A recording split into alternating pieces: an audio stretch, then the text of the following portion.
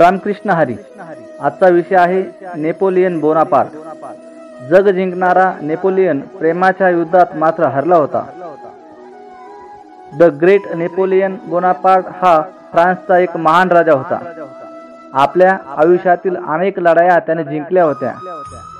जगभरातले अनेक प्रदेश त्याने काबीज केले।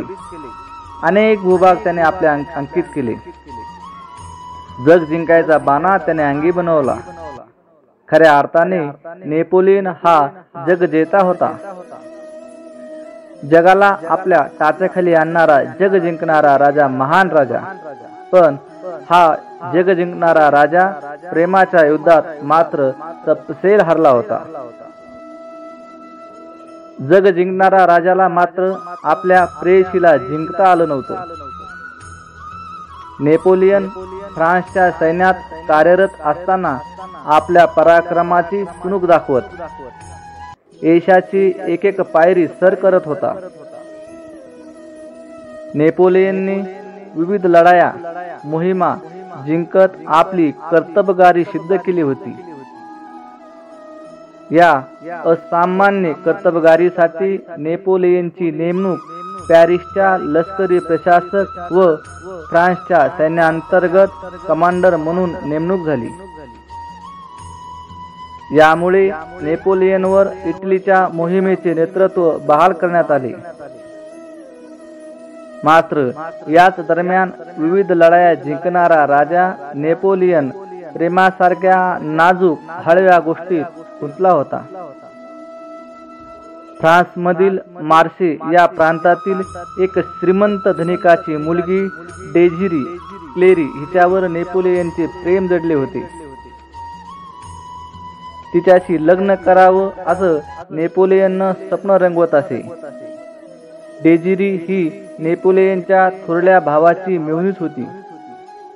यावेळी फ्रान्सच्या सैन्य विभागाकडून अर्धे वेतन मिळत असत। पण डेझिरीच्या बापाने या प्रेमाला कडाडून विरोध केला। आपल्या प्रेमाला तिच्या बापाची मान्यता न मिळाल्याने पॅरिसला निघून गेला।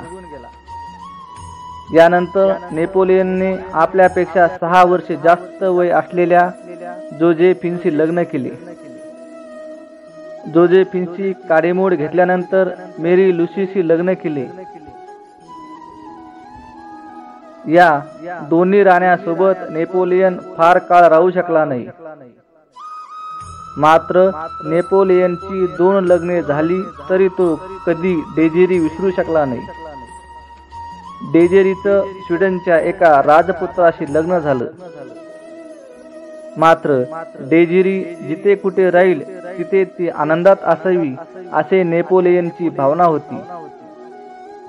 नेपोलियन डेझिरीशी विलग झाल्यानंतर त्याने तिच्या नावे एक पत्र लिहिलं।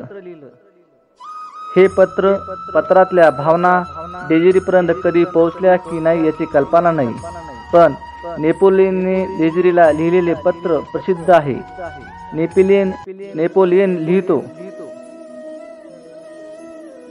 प्रिय डेझिरी, मी खूप दुःखी अंतःकरणाने अविगॉनला आलो आहे, कारण मला इतके दिवस तुझ्यापासून विलग राहावे लागले।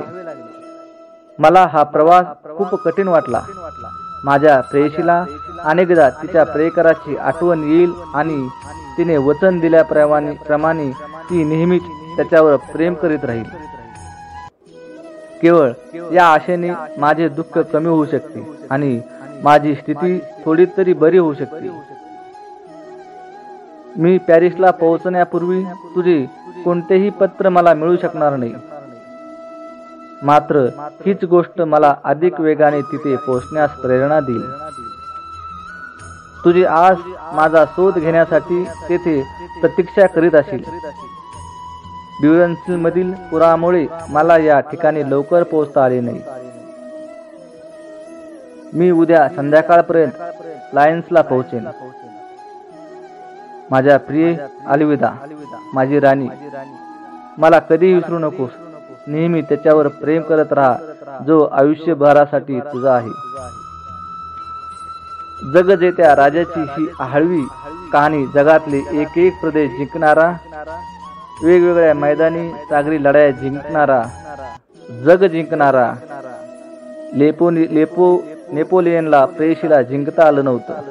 त्याने कदाचित प्रेयशीला जिंकलं नसेल, पण त्याने जगाप्रमाणे प्रेम जिंकलं होतं. नक्कीच जिंकलं होतं.